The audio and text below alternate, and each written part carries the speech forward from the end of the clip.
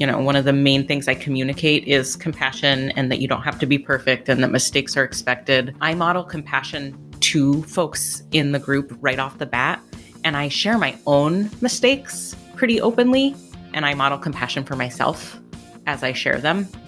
This is Rebel Therapist, a podcast for entrepreneurs who are trained as therapists and who want to level up their businesses, make a bigger impact, feel fulfilled, and be very well paid. I'm your host, Annie Schusler. Hi there. Before I get to the episode, as we're releasing this right now, registration just opened for my group process, Create Your Program. This is my process to support you in creating and launching your high-quality pilot program. If you register for Create Your Program by March 29th, 2023, you're going to get an early bonus for free.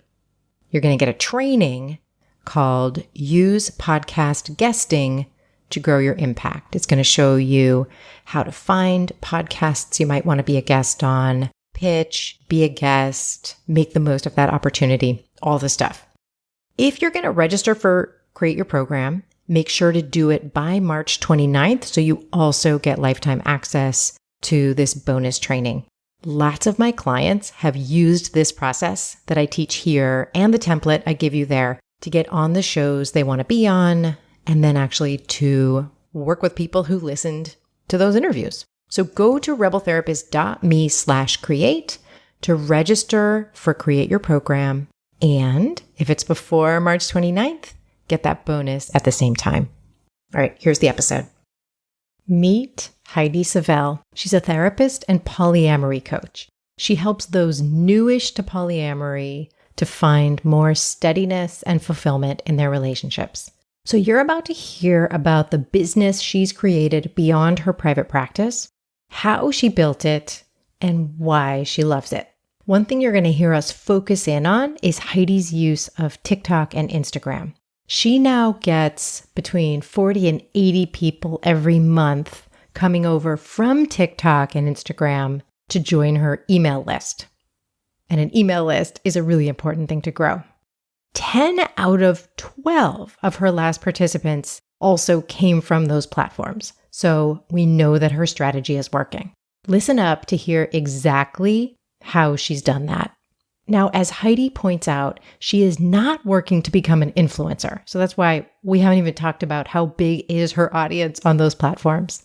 That's not her primary goal. She's an educator and she's using those platforms to help people and to grow her actual business, which exists primarily in her program. You'll hear Heidi and I talk about why I use social media very little and she uses it quite a lot, but we're also running really similar businesses in a fundamental way. You'll also hear how Heidi developed her voice and her message by using it, how she deals with critics, and how she finds the right level of vulnerability for online sharing for her. Welcome, Heidi. I'm so excited you're here. Yeah, I'm excited to be here. Ever since we scheduled this, I've been counting down the days. So, okay, what I want to know first is, what is your program? What's your core program? What's it called? How does it work? Yeah, so it's called Steady Your Pollywobbles, and it's an 8-week group coaching experience for folks who are new-ish to polyamory. And it is a combination of live sessions once a week, as well as some learning that happens in between the sessions. There's worksheets and homework. And there's a community space for people to get support from each other as well as me in between the sessions. And then there's coaching with me that happens over email or video or voice memo during those 8 weeks as well. Wow. Okay. And so how many people are in the group at a time? Well, so I have capacity for 12. And this most recent time was the first time that I had, or the current time I'm doing has 12 people in it. How do you like it when it's full like that? What's the difference for you between when it's at capacity or less people in there? I start to notice the difference, I think, around 9 people. 9 and up feels really different than anything less than that. and it just takes on a different energy. It almost feels like the group takes on a life of its own, like it's its own entity, kind of. Yeah, it's just, there's more energy, there's more interactivity, there's a lot more synergy of like different people's ideas and supporting each other and really creating community in a more active sense, I think. That's cool. So there's more, in a certain way, like there's more life in it when there's more people. Yeah. And it's almost less work for me when there is that more life in it with more people, because I don't feel like I'm doing as much of the like kind of revving the engine, you know? It's like this, the engine is being revved. It's self-revving. Yeah. And you're more like facilitating and, well, you can see me. I'm like moving my body around. Like you're like taking the energy and moving it around. Yeah, I can really focus more on like creating the container and, you know, fine tuning, providing the information, doing the facilitation piece, but less of the revving. What is the outcome? Like after 8 weeks, what do you notice is different for people from when they came in? A couple main things stand out to me. One is that people have a community. They don't feel alone anymore because they really go deep with one another and, you know, almost immediately dive into like offering each other support as well as getting support from me. So they have community at the end. And I think another huge piece that everyone talks about is that they have so much more self-compassion and less shame about where they are, what they're going through, their, you know, even their missteps. And then as part of that, I think it's like because of a combination of having community and having less shame, they feel so much less alone. I just saw this thing today and I wish I could remember who to cite, but it was about like getting, like healing is not about becoming a better version of yourself. It's about having compassion for all versions of yourself. And I'm wondering, like, especially with people newer to poly, if it's like, it can look on the interwebs or in books like there's this ideal version that we must be. And so I'm imagining in your group, you're creating enough safety that people are getting very real about where they're at and where they might not be perfect, whatever that means. And that can feel so helpful.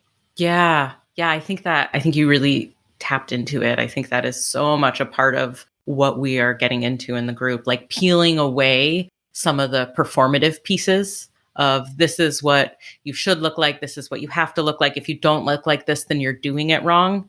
And getting more into like, hey, you know, it can be pretty messy in the beginning. And just because you're messy doesn't mean you're a bad person or that you are not someone who's capable of loving in this way. Is that something people think a lot when they're early in poly is like, am I built for this? Maybe I'm not built for this. Yeah, I think so. Because it's shifting an entire paradigm. You know, we are raised with a monogamous paradigm. I mean, it's got so many similarities to compulsory heterosexuality in the same way we're all taught compulsory monogamy.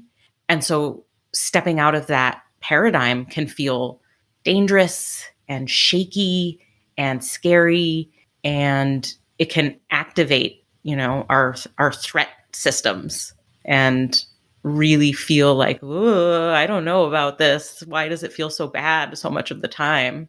I was just remembering when I remember I talked to my high school therapist about being queer when I was just first thinking, I think maybe I'm queer, or I think bi was the word that I was using at the time.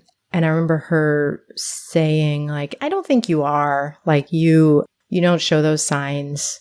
I don't think you are. And how like the first people that we share whatever it is that's going to be disruptive, whether it's like queer or poly or something else, those first reactions that we get from people can really shut us down. And so I'm imagining too, in steadier poly wobbles, it's like people have probably been getting, I mean, I know things are changing, but people have probably been getting some messages from their loved ones, maybe even their therapists, that are more like, no, I don't think you are or should go down this road. Yeah, I think that's such a good point. I mean, gosh, that's a really sad story. Thank you. But I think it brings up this point that like therapists and other professionals are not immune from things like compulsory heterosexuality and compulsory monogamy. And even today, the way that couples and family therapy is taught to folks in grad school really still glorifies monogamy as the ultimate relationship structure, the most mature and the most emotionally mature relationship style. And in many ways, it pathologizes polyamory and non-monogamy to this day. A lot of the leading programs out there still really, really talk about it in problematic ways. Absolutely. And like it kind of is baked into the way that those methods and theories have been created, right? Like monogamy is kind of baked in. So it's threatening, probably, if you're the creator of one of those methods, it's probably threatening to think, like I'd have to change a lot about the way I set this up for this to be poly-inclusive. Absolutely. Yeah, I think that's such a good point.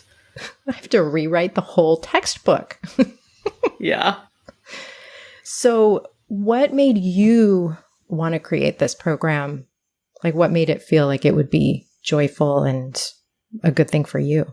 Yeah. So one thing was whenever I had polyamorous clients in my therapy practice, I was feeling really lit up and engaged and excited and like, oh, wow, I have a lot to offer. And these people, like many of the people coming to me, like hadn't had validation or support anywhere yet, or anyone to, really say like, yeah, this is actually a valid way to do things. And sure, like, it's not a like free for all. There are like ways that you want to like really consider and be grounded in it. But yeah, this is actually valid. And the relief that people felt and like just the power of being seen in that way just really energized me and really engaged me. The other thing was I was noticing that all of these folks I was helping were feeling so isolated, feeling so alone. They didn't feel like they had community. They didn't have models of other people doing this successfully. And a lot of the online spaces are, I want to say this diplomatically, some of the online spaces can turn into places of a lot of judgment and gatekeeping and criticism. And you're saying even in the poly space? Yeah, the poly spaces online. Yeah, and I think, I have compassion for that because I think people are very sensitive in a marginalized community. People are very sensitive about wanting to be represented well and wanting people to, use language that is inclusive and honoring. And I think that's all very important. But I think it feels inaccessible and sometimes hostile to newcomers. Makes so much sense.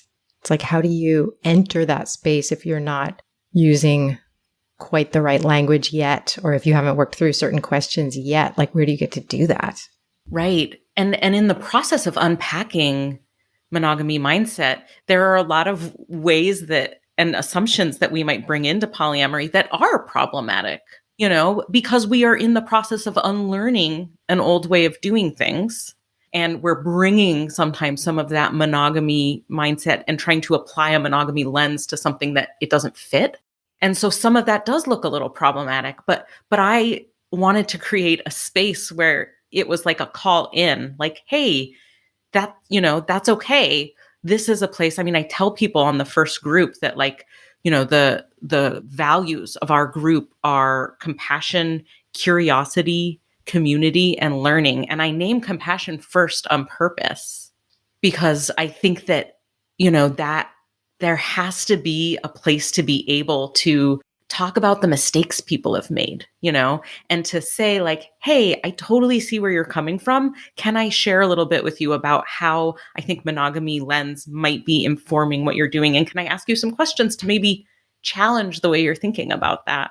But in a way that just feels so like, it's a really like, it's an embrace. It's not a say it right or get the hell out of here. Yes. It's not like an evaluation How do you, like, I know you already do it even in your marketing, but how do you do it in the group that you kind of show how to talk about mistakes and like how to be self-compassionate in the middle of like maybe mistakes or learning? Yeah, I mean, it's interesting because so I do it a lot through all of the content I create. I think one of the main things I communicate is compassion and that you don't have to be perfect and that mistakes are expected.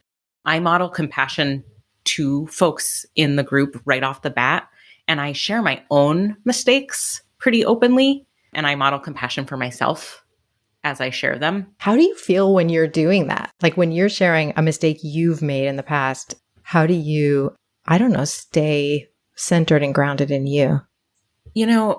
It's gotten a lot easier because I've done it so much now. The first few times I did it, so the first time I ever shared really publicly my mistakes was a newsletter I sent out. And I think it was a launch email that I sent out that was like, here are some of the cringiest mistakes I've made. And the point was like, mistakes are okay, mistakes happen. And like, you can have support around that. You don't have to be alone, and, you don't have to feel shame in this. But after I sent that out, I like kind of had a little bit of a meltdown where I was like, oh my God, what have I done? I remember that. And it was such a good email. Yeah. Yeah. But it was so scary. And I was like, I just showed everyone the ugly parts of myself. What are they going to think? And yet it was fine. What happened from that? What did you get back, if anything? I don't know. My list was pretty small the first time I sent it out. I don't know if I got anything back the first time, but since then I have gotten a lot of people saying like, thank you so much for this. This really spoke to me. I've since then also on social media made a bunch of posts where I talk about various mistakes I've made, and I get a lot of comments and engagement and people really saying that, it felt like it gave them permission to also have mistakes and talk about their mistakes. Anything nasty? No, not. I mean, I get lots of nasty comments from like the polyamory haters, which You do? I actually, Okay. yeah, I secretly love those though. I really not so secretly love them, but nothing from like poly folks saying like, how could dare you share that? Or I can't believe you did that. I haven't gotten anything like that. Okay. Okay. Why do you love getting those messages from the poly haters? Oh my God. So many reasons. First of all, they're helping me. They're driving my engagement because like every time you get a comment and every time you get more views, it's boosting your numbers. And so I'm going to show up more because of it. And it's often sparks conversations where other people in the post will start engaging with them and challenging them. And then my favorite reason why I love it is it's content for me, because I take those comments and I respond to them. And sometimes I respond to them in like really jokey, funny ways. And sometimes I respond to them by really engaging them intellectually. But it just gives me really good content for being, and I feel like I'm modeling like, hey, here's a way you can respond, because you will get hate out in the world. You will. And so, here's a way you can respond. Either here's a way you can laugh it off, or here's a way you can really challenge that and intellectually engage that.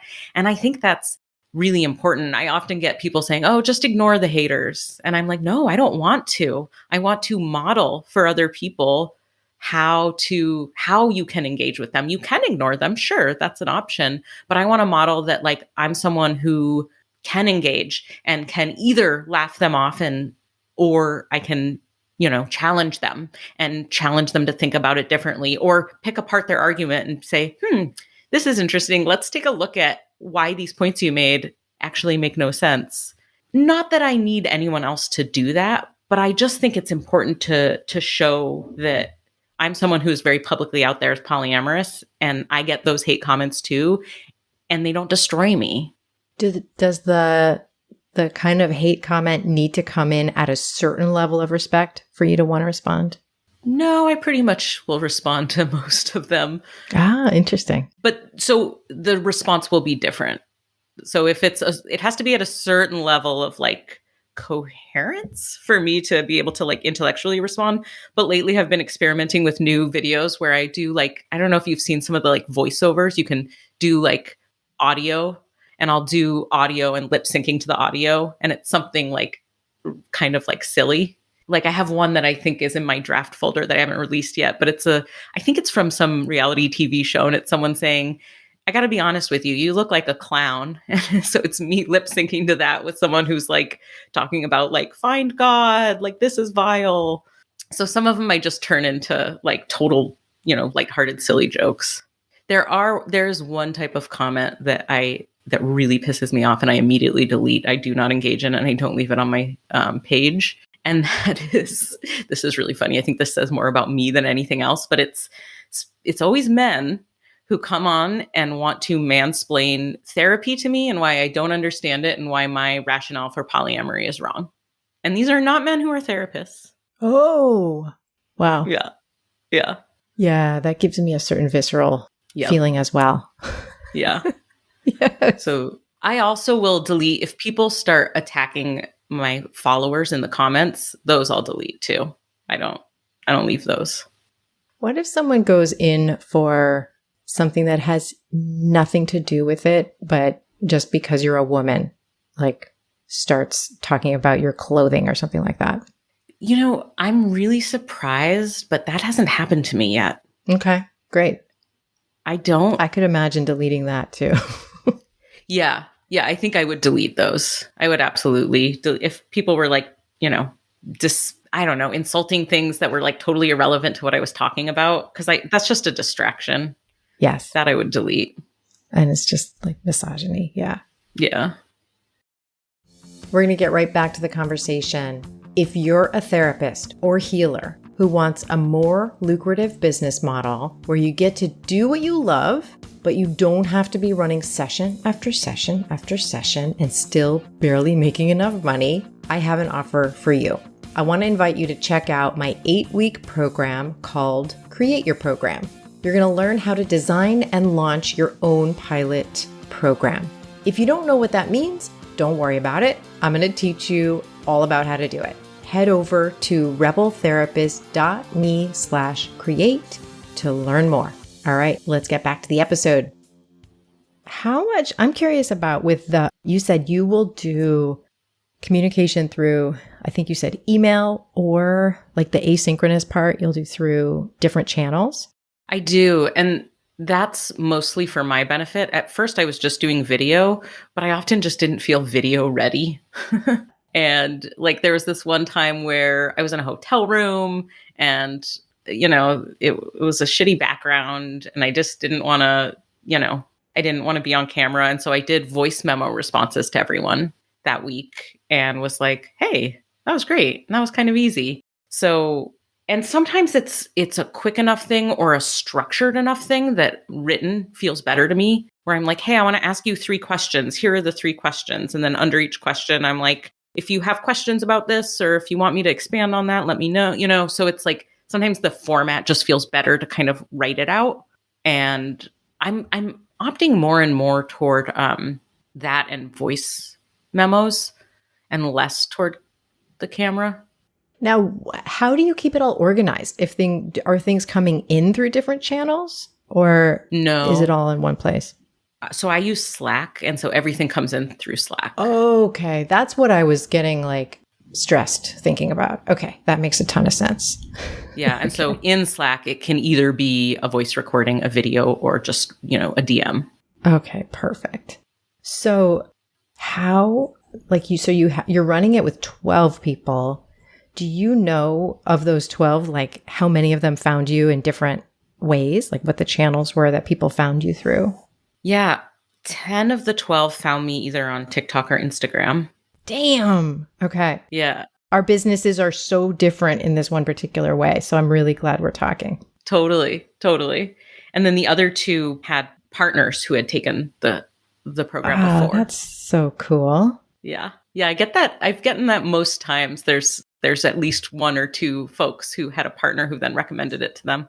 Ooh, that's so cool. I can just picture them talking about it and like, what happened with Heidi today? And like, how is that's so cool. Okay. So then we really need to talk about your TikTok and Instagram strategy. Like what I know. So there's, for people should go back and listen to this after this episode. When I last interviewed Jeff Gunther, we used Heidi as a case study of like, Jeff has blown up on TikTok. And so we wanted to talk about like, who would TikTok be great for? And we both knew Heidi and both adored Heidi. So we talked about like, Jeff talked about, well, this is what I would have Heidi do on TikTok.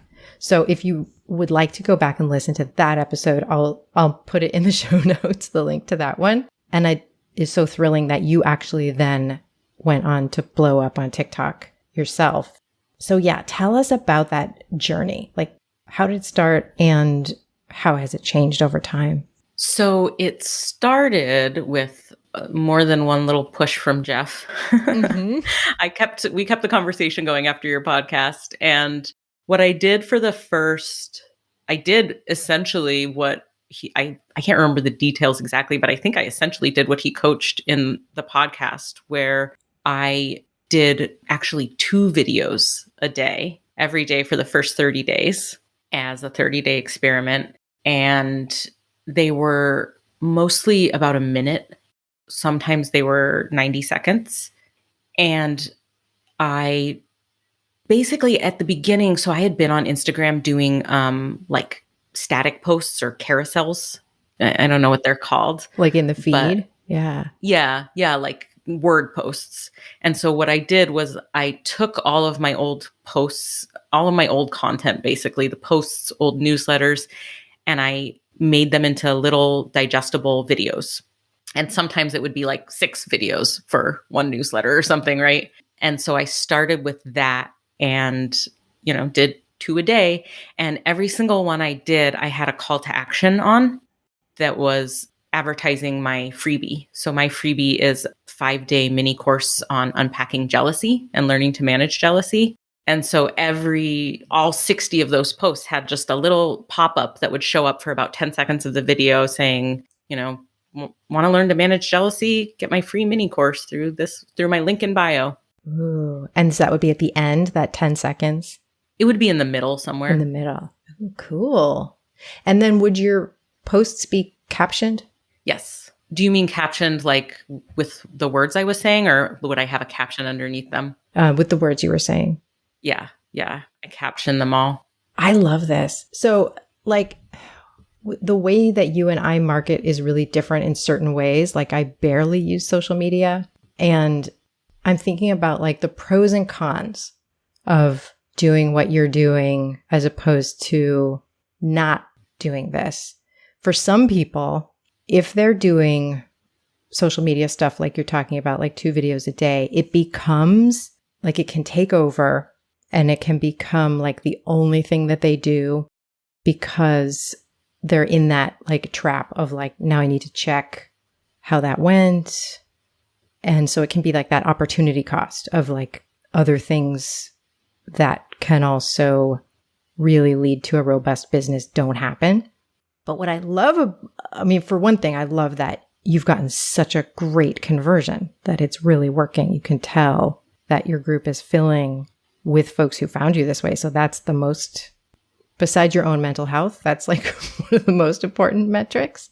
But I also love this thing of doing 2 videos a day for 30 days. I'm imagining that like really works some muscle around visibility and around using your voice. Yeah, that's exactly right. Because at the beginning, I was like, the whole thing made me cringe, like, just my face zoomed in on the camera talking. Because I think as therapists, we don't do that as much. I don't think we have that sort of visibility outside of the therapy room. And it's almost feels a little subversive or like something we're not supposed to do. At least it felt that way for me. And so it was really hard to put myself in front of the camera and talk with authority about something and to find a bite-sized piece that was like 60 to 90 seconds long and just put it out there day after day. And I think that initial push just helped me get over myself a little bit. And I didn't continue with the twice a day because that wasn't a cadence I could sustain. But I think it was really good at first for another reason too, which is that like I stopped treating each one as so precious.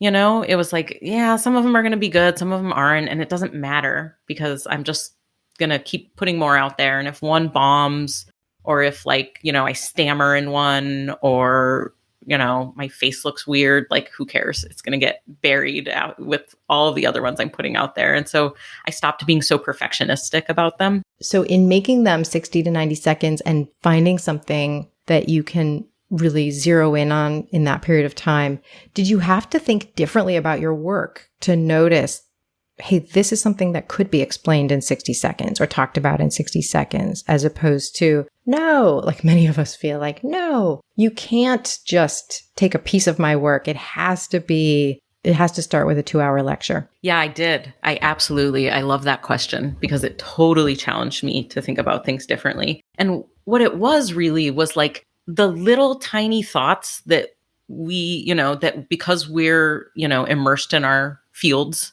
and the little tiny thoughts that feel so obvious tend to be key insights for other people. And so sometimes, like, something that I would say is a throwaway sentence in passing, I would start to think, what if I made that into a video? And, maybe it'll do great and maybe no one will care. But like doing that helped me learn and understand I redefined what could be counted as content or what could be valuable to my audience.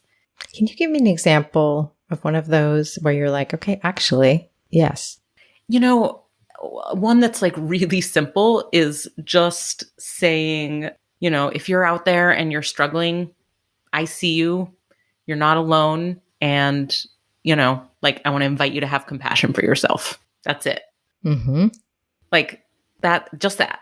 And it feels so simple. And yet, it touches people and it resonates for them. Yes. And especially like applied to your particular niche, it like takes on a lot of meaning.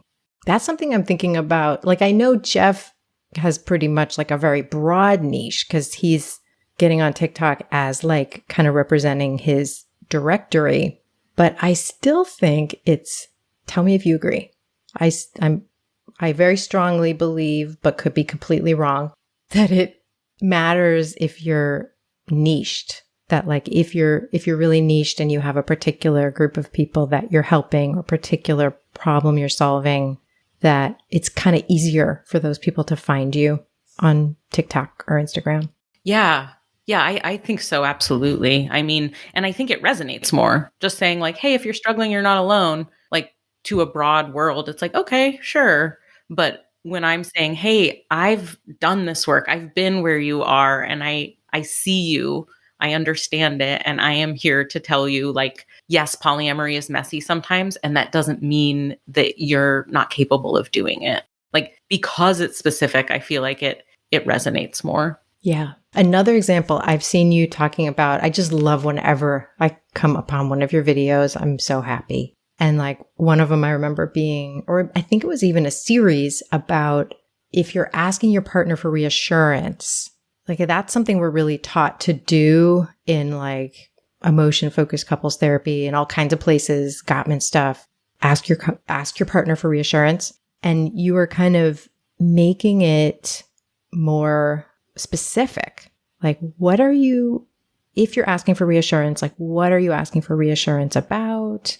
And if it's not going well, like, let's think about how to ask for reassurance. Do you remember making that series? Yeah, totally. And I love that example because it was like kind of an overall idea that I broke down into little tiny tidbits and riffed on for like a whole week, So it was, one was about like, what kind of reassurance do you want? And the more specific you can be, the more likely you are to like get what you're looking for. And then another piece was on like, hey, if you're asking for reassurance, make sure you're in a place to receive it. Because when we're really dysregulated, we're not going to be able to receive that reassurance. And we might continue to ask for it in ways that burn our partners out. And so then that led me to like think about like, oh, I want to do one on like kind of compassion fatigue when we're like asking for reassurance over and over and our partners are getting tired of giving it because it's not landing for us. And I want to speak to that both from the person who's getting fatigued and the person who's like, oh my God, why don't you care about me anymore? Why can't you see I'm distressed? And I can talk about it in a way where I'm like, I've been both those people. So like, and I can speak a little bit to my experience, I can speak on it with compassion and be like, hey, if that's you, I see you. I've been there too. Let's talk through like what you can do about that. And so I think it's like anytime there's a topic where I'm like, oh, I have more than 60 seconds to say on this or more than 90 seconds, then it's like, how do I break it down into smaller little pieces? And it can be a series. God, that's good. I've realized I've been doing some great healing recently. And the metaphor that fits for me around me asking for reassurance in the past is that I was a colander. So I was asking for reassurance, but it would go through like a colander. And like being more healed, it feels more like a bowl, which is so much more satisfying to fill. Being like, thank you. I can hold that now. Yeah. I love that. Yeah. And like I had a similar experience, Annie. And like that was, my own experience much of the time is like what leads me to make a lot of these videos. I'm like, oh, I remember struggling with that. Like I remember both asking for reassurance. And when it didn't land, I would just ask for the same reassurance over and over again. And, be like, well, I must not be getting it in the right way. Or they're doing something wrong because I don't believe it. And then I remember like having a partner who was like, I don't want to keep giving you reassurance because you're not believing me. And so like, what's the point? Like, this is frustrating and I don't feel believed and I'm starting to feel invalidated. And, being in a place where I feel much more healed about that, I have both insight and distance to be able to talk about it in a way where it doesn't feel like it triggers me. Yeah. How do you figure that part out of like what is healed enough to open up as opposed to like what's too fresh? I mean, I think if something is really fresh, I tend to not talk about stuff that's really fresh because I think I have accountability because, my partners and friends follow me. And so yeah. I think it would be like, what? That just happened. Why are you posting about like this, conflict that we just went through? And so that I think keeps me in check around some things. And I don't know, for whatever reason, I don't think it would feel good to post about something that was still fresh. I just don't think I would because I don't want to make, my tender parts. Like those aren't ready. They're not ready for. And I think, what's really interesting to me that as I've been growing on both Instagram and TikTok, I've been playing with this idea of like, what is the difference between an educator and an influencer? Because there's a lot of people on there who grow a lot faster than I do, but they are doing the influencer route. And I don't know if these are the real definitions. I'm just talking about how I understand it. So you could Google this and find out that it's something totally different. But for me, influencers are more like, let me let you into my personal life and walk you through like what a day in my life looks like and like let you into my drama in real time and let you see like as it's happening. And that's not something I want to do or have interest in doing. And that feels like the difference between like a influencer and an educator. Like for me, I'll share what's happened for me, but not just for views. I'll share it for learning opportunities. I have one that's probably the most vulnerable post I've made yet that I'm going to put out next week. And it's in response to someone. I made a post on why believing that love can overcome anything is actually a toxic monogamy myth. And someone responded to that saying, any two intelligent people can make a marriage work. And so I'm making a post in response to that comment. And I'm saying, let me tell you about the time that I got married because of compulsory monogamy. And I was married to someone and we were both relatively intelligent people and we could not make our marriage work, which I don't think. I'm only now at a place where, and I'm turning, it's a 90-second little snippet of that, but I don't think I was at a place to share that, not because I'm not healed enough from my divorce. It was like a decade ago now, but more because it's the comfort I feel with being in the online space and the boundaries I've drawn now around like, what am I sharing and why am I sharing it? And I'm not sharing this because I'm like, ooh, a salacious look at me, get on my close friends list to hear more, which I don't mean to poke fun at that. I know that like influencers use that and that's like a legitimate way to do business, but that's not what I'm doing. It's not, creating that parasocial piece of, this is just a teaser. If you want to hear more about my personal life, it's really about like, this is a powerful point, and I want to be generous and share about something that's happened to me in order to drive home what I think is a really important point. And I think using narrative and using story can help make the point more powerful. Yes. And it makes me think of, like, I've heard Kelly Deals talk about leading with our work as opposed to leading with our personal lives. And this feels like it's related to that too. It's like that you're an educator, and what your content might lead people to is a phenomenal program where you can help them more deeply. And like your business, as I understand it, is that you're not primarily a content creator. You're primarily a healer or a coach or therapist, whatever we're allowed to call ourselves. You're that. You help people. And so that's also perhaps different than being an influencer. Totally. And it's so interesting that you say that, because I'm thinking back to when you said, oh, you and I run our businesses so differently. And I had this light bulb moment a while ago. For people who are listening, I don't know if you will mention this in the intro or not, but I've gone through Annie's Create Your Program and then also the mastermind group. I'm an Annie devotee.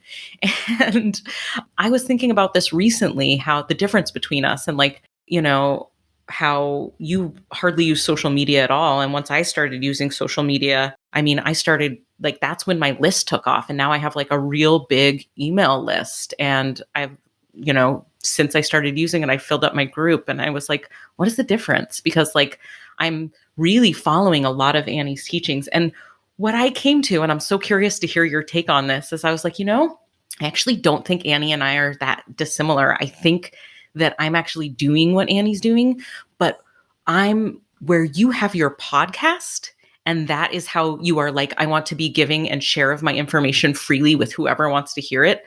I'm using social media in the same way that you use your podcast, where I'm like, yes, I want to share all my lessons for free. I want to put them out there.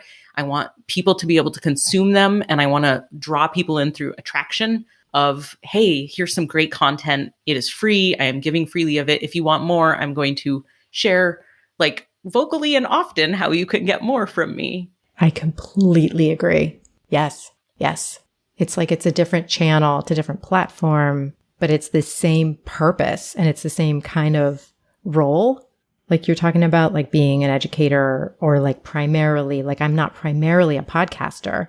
Right. I sometimes get excited about ideas about like, ooh, I could do this and that with the podcast. And I'm like, and like most of my energy goes into my coaching and strategy with clients. So I completely agree. And even the metrics that we both use to think like, all right, I love giving this stuff away for free. And like the metrics that we're both following to see if it's working as a business activity are really similar. Like, is it growing my list? And then are the people, whether they come directly from the podcast or directly from TikTok, are they ending up, some of them, in my program? So yeah, I totally agree. Your primary goal is not to grow your TikTok following, right? Like your primary goal is to grow your program. And it's like, as long as it's working, that's fantastic. Yeah. Yeah, that's exactly right. And that was the missing piece for me when I was like, why isn't this growing? Why, I was getting enough people to run the group each time, but barely. And I was thinking, what am I missing here? And I wasn't getting in front of people. I was getting in front of people once they were on my list, but I had no mechanism to get people on my list. And so it clicked for me like, oh, Annie has a podcast. I don't want to do a podcast. I'm really clear on that. But I need something equivalent to Annie's podcast. I need a way to like generously give away my ideas like in small bite-sized ways to the world in a way that's compelling and that people want to watch and learn and then sign up for more. Mm-hmm. Mm-hmm. Yeah. And then for people who are hearing that and thinking, okay, maybe a podcast, a podcast will tend to be a really good way to nurture people who know about you, but a slower build to bring in new people. And for people who do have podcasts, a really good way to grow your podcast is to be a guest on other people's podcasts. Which, speaking of that, you do that too. Like, I know you're doing it right now, but you've done that quite a bit. Have you seen that growing your list or leading to clients? That I'm not totally sure on. I don't have a good way to track that. So if I'm on a bigger podcast, which I really rarely am, that I will hear people say like, oh, I found you through, the Swoon podcast. That one comes up a lot, but not so. What I often find though is people who find me on either Instagram or TikTok and then want more, then they'll go find and listen to my podcasts that I've been on. Do you have like a appearances page on your site? Not yet, but I've thought about it, and that's a cool idea. Yeah, that might be cool because you've had such interesting conversations. Like, you're such a good guest to like direct people there. Yeah. I mean, my website needs work. I basically, built it in the hustle of doing Create Your Program and have not, I've refined the text a little bit, but haven't really done much with it since then. So it is on my list of one of those things I want to kind of go back and spruce up a little. Well, if you're interested, look at mine because it was very easy to create. So, okay. Yeah, like it took me a few hours rather than like what I thought it would take. That's great. Is that kind of new on your site to have the appearances? It's new-ish. So it's I don't remember it. Let me just pull it up because maybe people listening also want to do a simple press page. So it's under rebeltherapist.me/press. Okay. Press. That sounds so fancy and official. I know, right? So, how much is your program? I've been kind of slowly increasing it each time I run it. Right now it's $10.99 for the 8 weeks. That's such a good deal. What's the biggest price jump you've ever done? Because you haven't raised it that much. No, I do it basically like $100 about every time I run it. I think it was like $625 or $675 the first time. Mm-hmm. And then I think I went up to $850 and then $950, and now I'm at $10.99. That's kind of neat to just do it gradually but steadily. That's really cool because look, you've almost doubled it, but not in a really painful moment. Right. Yeah. Do you still run webinars? I don't. And it's really interesting because I was getting no conversion on those. I would have, so my webinars were really widely attended. I would have like 100 to 200 people sign up for them and hardly anyone. I would get maybe like one person. How big is your list? Right now it's, I think it wasn't at the time, but now it's at, I think 1,200.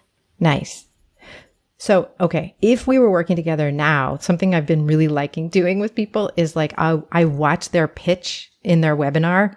So like, I'll tell them like, give me a link to your recording and let me watch.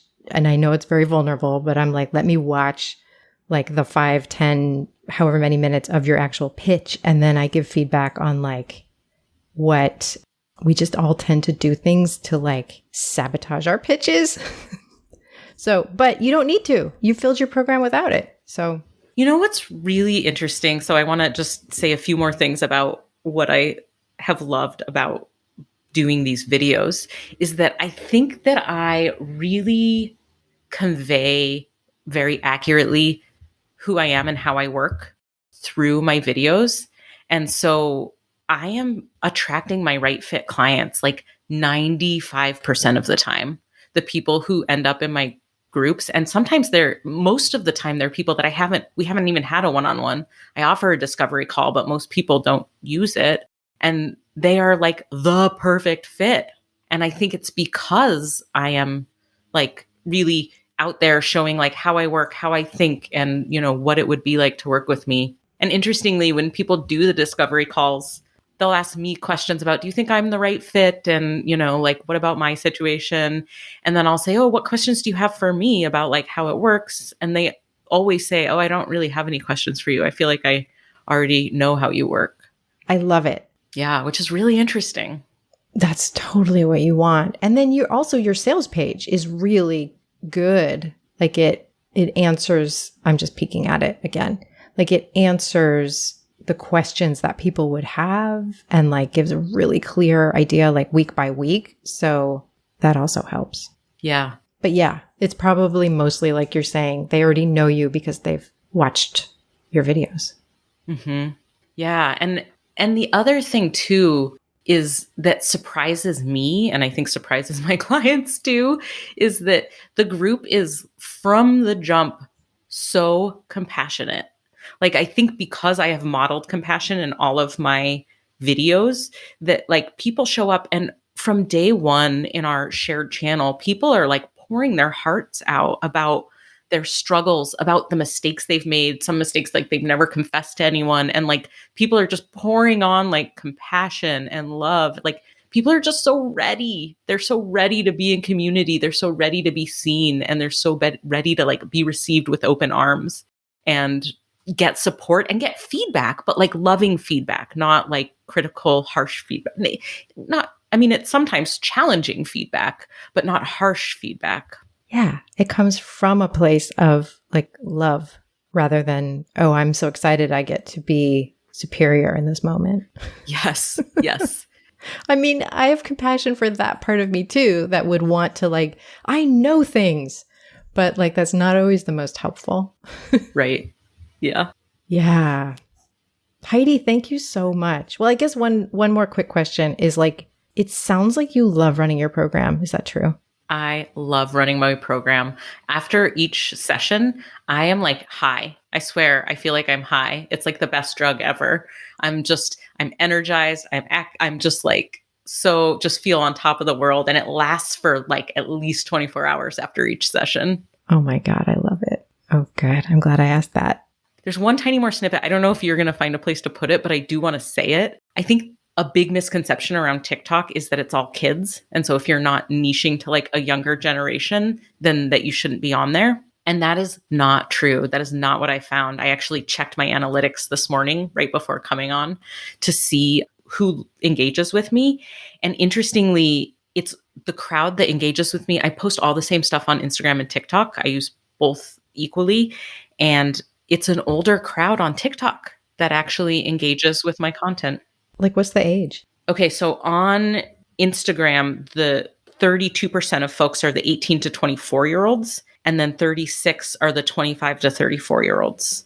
And on TikTok, my biggest number is still the 25 to 34 is 39%, but the 35 to 44 is 30%. And those younger folks, the 18 to 24s, is only 13% of who shows up. So the vast majority are between 25 and 44 on TikTok. And on Instagram, they're actually younger. They're the 18 to 34-year-olds on Instagram. That's great. And your friend Samantha Fox, by definition, what she's doing is like for women late to lesbian. I mean, not that you can ever be too late, but you know, older. And later bloomers. And she's said things are going really well on TikTok. So that really just dispels that myth. Yeah. Totally. Yeah, it's changed. Yeah, she's been my TikTok buddy. Yeah. She's also got a great TikTok game. Yes. Thank you, Heidi. This is awesome. Yeah, thanks for having me on. This is so fun to get to talk about the business side of things and you know, get to hash it all out with you. To learn more about Heidi's work, go over to shelovesradically.com. And if you want to see her TikTok and her Instagram, the handle is She Loves Radically on both. I want to thank Cosmo Palms for editing this podcast. If you found this episode supportive, please share it with your favorite therapist or healer. That is absolutely how we reach more people. And thank you so much for listening. I'll see you next time.